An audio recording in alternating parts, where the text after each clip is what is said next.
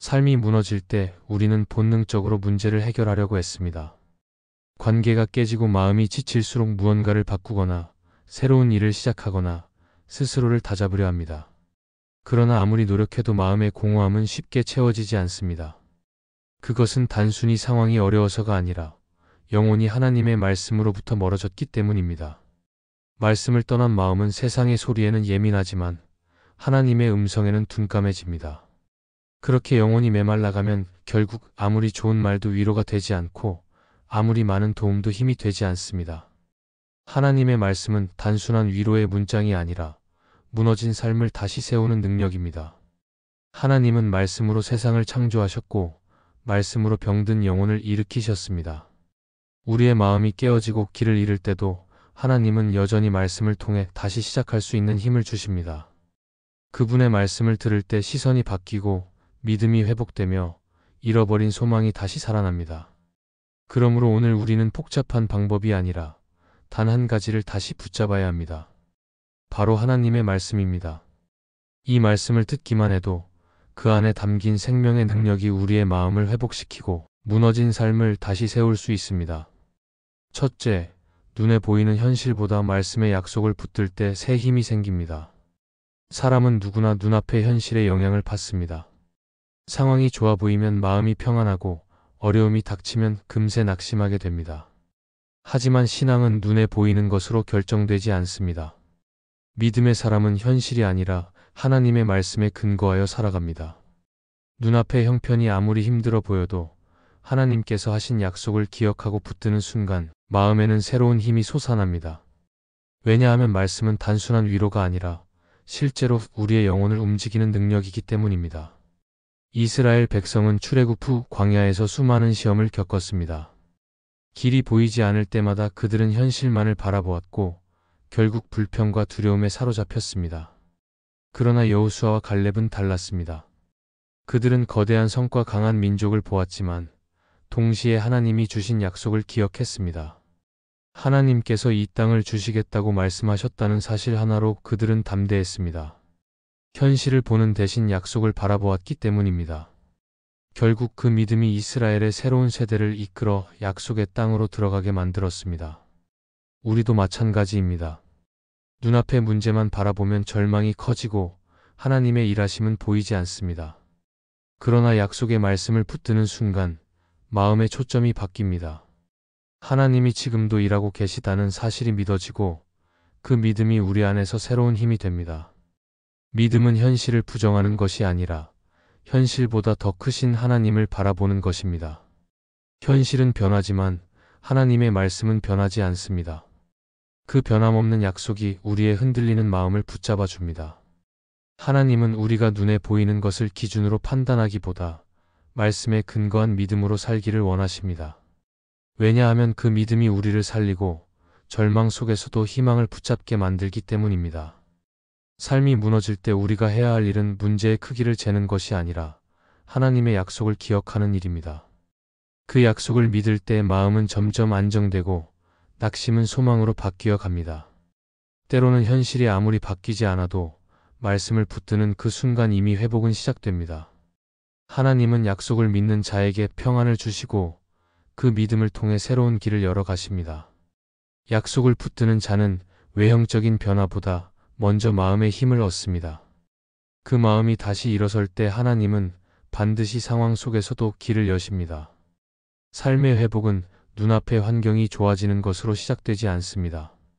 회복은 말씀을 믿는 마음에서 시작됩니다.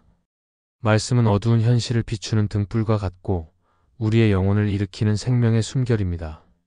눈에 보이지 않아도 하나님이 하신 약속은 반드시 이루어집니다. 그러므로 우리가 할 일은 오직 말씀을 믿고 붙드는 것입니다. 하나님의 약속은 지금도 유효합니다. 그분은 변하지 않으시며 약속을 지키시는 분입니다. 우리가 믿음을 잃지 않고 그 말씀을 의지할 때 하나님은 우리의 내면을 먼저 새롭게 하십니다. 현실이 무너진 것 같아도 말씀 위에 서 있는 사람은 결코 넘어지지 않습니다. 결국 말씀을 붙드는 자에게 하나님은 약속하신 회복을 이루실 것입니다. 눈앞의 현실은 약해 보이지만 말씀을 붙드는 믿음은 언제나 강합니다. 그 믿음이 우리를 다시 일어서게 하고 무너진 삶 속에 하나님의 생명을 회복시킬 것입니다. 둘째, 회복은 감정이 나아지는 것이 아니라 믿음이 다시 일어나는 것입니다. 많은 사람이 인생의 어려움을 겪을 때 가장 먼저 바라는 것은 마음이 편해지는 것입니다. 눈물이 멈추고 마음이 조금이라도 가벼워지기를 소망합니다. 그러나 진짜 회복은 단순히 감정이 나아지는 것이 아닙니다. 하나님은 우리의 기분을 다루시는 분이 아니라 믿음을 세우시는 분이십니다. 우리의 눈물 속에서도, 우리의 마음이 여전히 무거운 그 순간에도 하나님은 믿음을 다시 일으키고 계십니다. 감정은 쉽게 변합니다. 어떤 날은 기분이 좋다가도 다음 날은 이유 없이 무너지기도 합니다. 그러나 믿음은 다릅니다. 믿음은 감정의 파도 위에 흔들리지 않습니다. 믿음은 하나님이 여전히 나와 함께 하신다는 사실을 붙드는 힘입니다. 감정이 여전히 답답하더라도 하나님을 신뢰하기로 선택하는 순간 그곳에서 회복은 시작됩니다. 왜냐하면 믿음은 감정을 초월해 하나님의 일하심을 바라보기 때문입니다. 성경 속 욥의 삶을 보면 감정적으로는 완전히 무너진 사람이었습니다. 모든 것을 잃고 마음속에는 깊은 절망이 자리했습니다. 그러나 그는 여전히 하나님을 신뢰했습니다. 그는 자신이 이해할 수 없는 고통 속에서도 하나님께 시선을 돌렸습니다. 감정은 무너졌지만 믿음은 꺼지지 않았습니다. 그 믿음이 결국 욥의 삶을 다시 세웠습니다. 하나님은 그의 감정을 먼저 회복시키지 않으셨습니다. 대신 믿음을 세우셨고 그 믿음 위에 새로운 회복을 이루셨습니다. 우리의 삶도 마찬가지입니다. 마음이 무너질 때 우리는 감정을 빨리 회복시키고 싶어 합니다. 그러나 하나님은 감정을 다루시기보다 믿음을 세우심으로 우리를 살리십니다. 감정은 믿음이 자라면 자연스럽게 회복됩니다.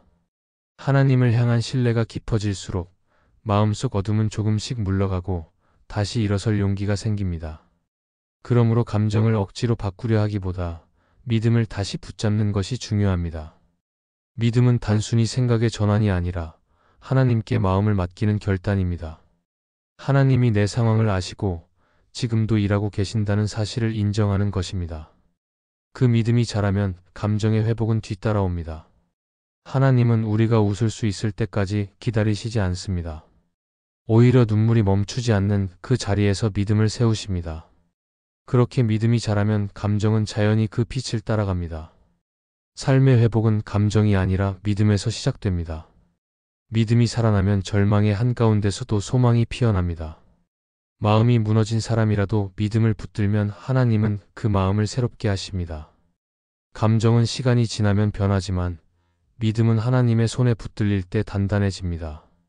하나님은 우리가 눈물로 기도할 때도 흔들리는 마음으로 예배할 때도 그 믿음을 자라게 하십니다. 그러므로 진짜 회복을 원한다면 감정을 따라가려 하지 말고 믿음을 다시 세워야 합니다. 기분이 아니라 말씀을 기준으로 서야 합니다.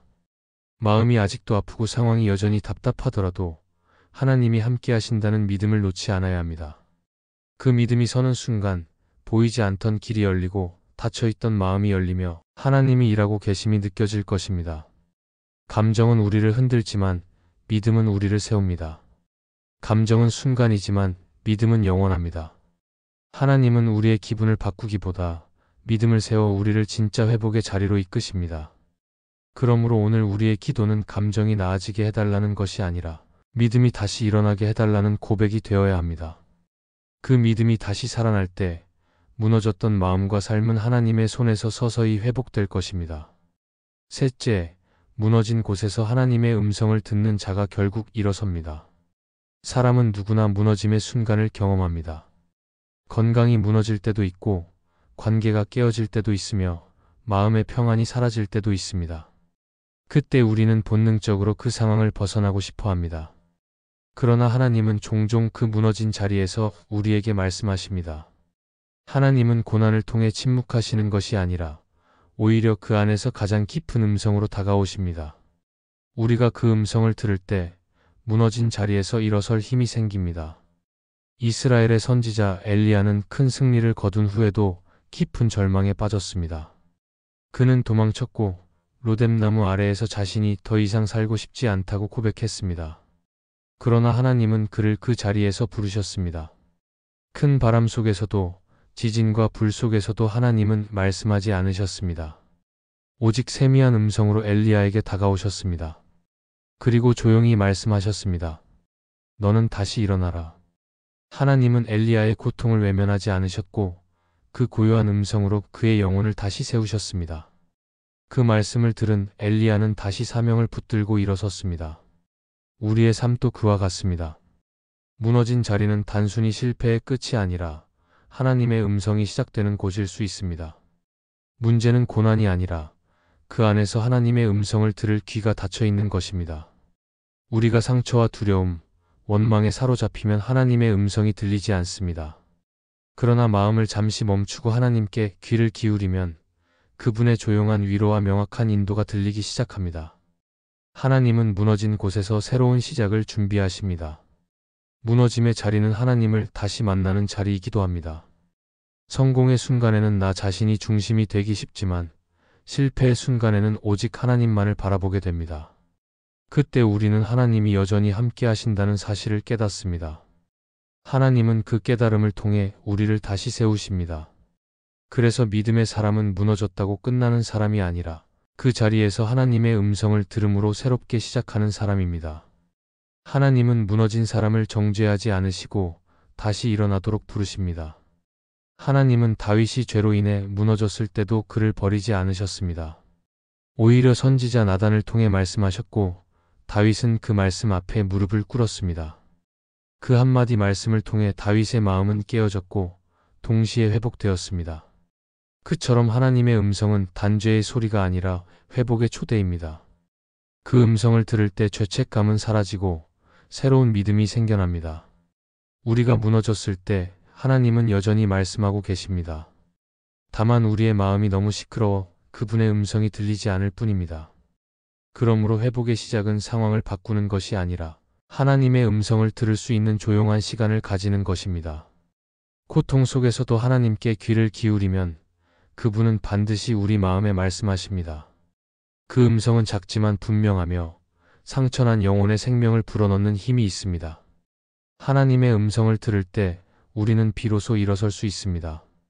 그 음성은 낙심한 자에게 용기를 주고 두려운 자에게 평안을 주며 길을 잃은 자에게 방향을 제시합니다. 하나님은 무너진 우리를 책망하기보다 다시 세우시려 말씀하십니다. 그분의 말씀은 생명이고 능력이며 들을 때마다 우리의 영혼을 회복시킵니다. 그러므로 무너졌다고 해서 절망하지 마십시오. 하나님은 여전히 말씀하고 계십니다. 그분의 음성은 눈물 속에서도 침묵 속에서도 혼란 속에서도 들릴 수 있습니다. 우리가 귀를 열고 그 말씀을 들을 때 하나님은 다시 우리를 일으켜 세우십니다. 결국 무너진 곳에서 하나님의 음성을 듣는 사람이 진짜 회복된 사람입니다. 그 말씀을 붙드는 자는 다시 일어서고 이전보다 더 단단한 믿음으로 하나님 앞에 서게 될 것입니다. 넷째, 회복은 과거를 잊는 것이 아니라 그 안에서 하나님을 새롭게 보는 일입니다. 우리는 종종 아픈 과거를 완전히 지워버리고 싶어 합니다. 다시는 떠올리고 싶지 않은 기억, 후회와 상처로 가득한 시간들이 있기 때문입니다. 그러나 하나님은 우리의 과거를 단순히 지워버리시지 않습니다. 오히려 그 안에서 하나님의 손길을 보게 하시며 실패조차 은혜의 재료로 바꾸십니다. 신앙의 회복은 과거를 지우는 것이 아니라 그 속에 숨은 하나님의 뜻을 새롭게 보는 데서 시작됩니다. 하나님은 이스라엘 백성이 광야를 지날 때 그 모든 과정을 잊으라고 말씀하지 않으셨습니다. 오히려 기억하라고 명하셨습니다. 하나님께서 어떻게 그들을 인도하셨는지를 잊지 말라고 하셨습니다. 왜냐하면 그 기억 속에 하나님의 신실함이 담겨 있기 때문입니다. 광야는 괴롭고 외로운 시간이었지만 그 길을 통해 하나님은 이스라엘의 믿음을 세우셨고 그들이 하나님만 의지하도록 다듬으셨습니다. 그래서 신앙의 성숙은 과거를 지우는 데 있지 않고 그 안에서 하나님의 은혜를 다시 보는 데 있습니다. 우리의 삶도 마찬가지입니다. 돌아보면 후회되는 일도 있고 다시는 겪고 싶지 않은 아픔도 있습니다. 그러나 하나님은 그 모든 시간을 헛되이 사용하지 않으십니다. 오히려 그 시간을 통해 우리를 단련하시고 더 깊은 믿음으로 자라게 하십니다. 눈물의 시간은 믿음의 뿌리를 깊게 내리는 시간이 되고 실패의 순간은 다시 하나님의 뜻을 배우는 시간이 됩니다. 하나님은 우리의 과거를 없애지 않으시고 그 안에서 새로운 의미를 주십니다. 팀 켈러는 하나님을 말하다라는 책에서 이렇게 말했습니다. 고통은 하나님께서 우리를 더 온전하게 빚어 가시는 도구다. 그는 하나님이 우리의 상처를 통해 새로운 시각을 주신다고 설명합니다. 고통은 우리를 무너뜨리기 위한 것이 아니라 우리가 보지 못했던 하나님을 보게 하기 위한 하나님의 방식이라는 것입니다. 이 말은 곧 회복의 핵심을 보여줍니다. 진정한 회복은 아픔이 사라지는 것이 아니라 그 아픔 속에서 하나님을 새롭게 발견하는 것입니다. 요셉의 삶을 떠올려 보면 그는 형들에게 버림받고 감옥에 갇히는 억울한 일을 겪었습니다. 그러나 세월이 흐른 후 그는 자신의 과거를 다르게 보았습니다. 하나님이 나를 미리 보내셔서 생명을 구하게 하셨다고 고백했습니다. 요셉은 상처를 잊은 것이 아니라 그 상처 안에서 하나님의 계획을 본 것입니다. 그 깨달음이 그를 회복시켰고 결국 하나님은 그를 통해 이스라엘을 구원하셨습니다. 우리에게도 이와 같은 믿음의 시선이 필요합니다. 과거를 단절시키려 하기보다 그 안에서 하나님을 다시 보는 눈을 가져야 합니다.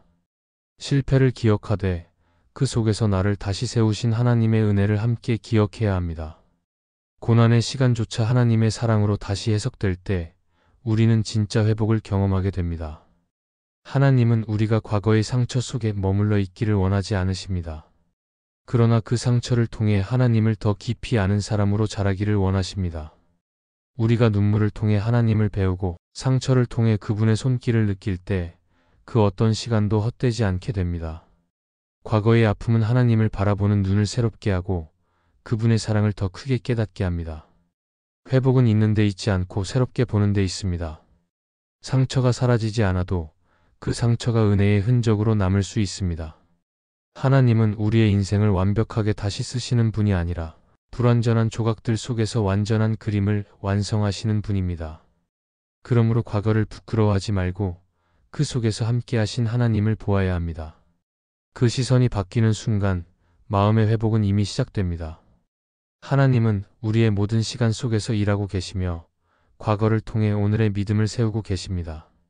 과거를 잊지 말고 그 안에서 하나님을 새롭게 보는 사람이 결국 완전한 회복을 경험하게 될 것입니다. 하나님의 말씀은 무너진 삶을 다시 세우는 힘이 있습니다. 우리가 그 말씀을 들을 때 마음은 다시 숨을 쉬고 꺼져가던 믿음은 다시 살아납니다. 어떤 상처나 실패라도 하나님의 손에 맡겨드리면 회복의 길이 열립니다.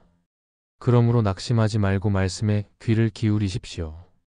그 말씀 속에서 하나님은 지금도 우리를 일으키고 계시며 새로운 삶으로 인도하실 것입니다. 이 말씀이 마음의 은혜가 되셨다면 좋아요와 구독으로 함께 해주세요. 그리고 댓글에 아멘이라고 남겨주시면 하나님의 은혜가 더 많은 사람들에게 전해질 것입니다. 여러분의 삶 위에 하나님의 은혜가 언제나 함께 하시기를 바랍니다. 감사합니다.